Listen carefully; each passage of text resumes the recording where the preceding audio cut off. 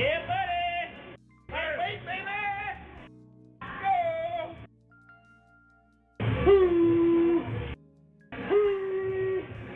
Yeah. All right. This is Ronnie Coleman.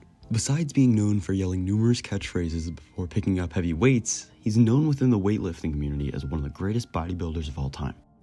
He's won 8 straight Mr. Olympias between 1998 and 2005. This is tied for most all time.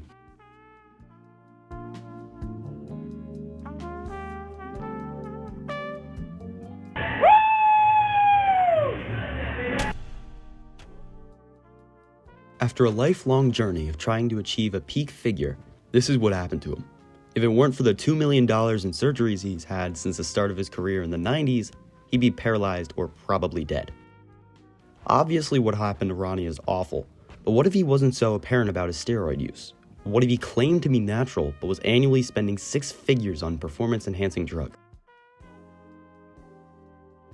What if it was all an illusion?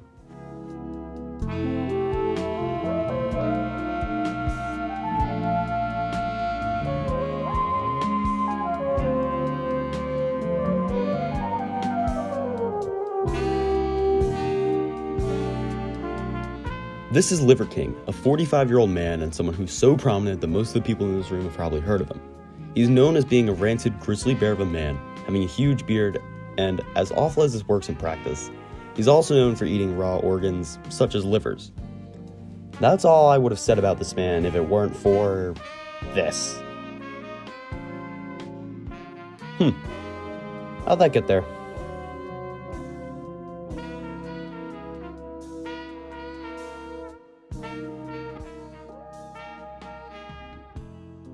There's nothing inherently wrong about him using these steroids. However, what is problematic is the fact that he was pushing himself as a natural bodybuilder, aka anyone who doesn't use performance-enhancing drugs, or PEDs for short. The problem with lying about this deals with the messages that you give off and what's realistic to attain as a natural lifter. Eating livers to get huge sounds a lot less realistic when you consider he was shoving $11,000 a month of steroids up his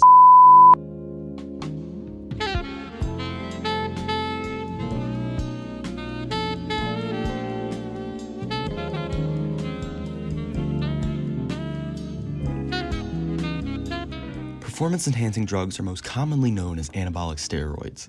These are drugs that make muscle growth and fat loss easier. As you can imagine, these give a huge boost to any bodybuilder that would use them. Some of the mainline steroids include testosterone, trenbolone, D-ball max, Winsol, and more.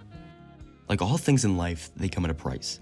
Things like roid rage, thinner skin, severe back acne, infertility, hair loss, and more can all happen.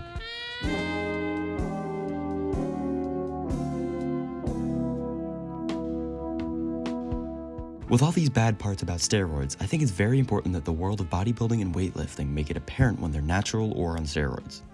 Things like these can prevent people from feeling the need that, in order to look attractive, they have to potentially put their future self on the line. And this is where people like Liver King make a mockery out of a healthy lifestyle, and the decline of Ronnie Coleman's health should raise questions as to how morally acceptable it is to still allow the use of steroids in competitions.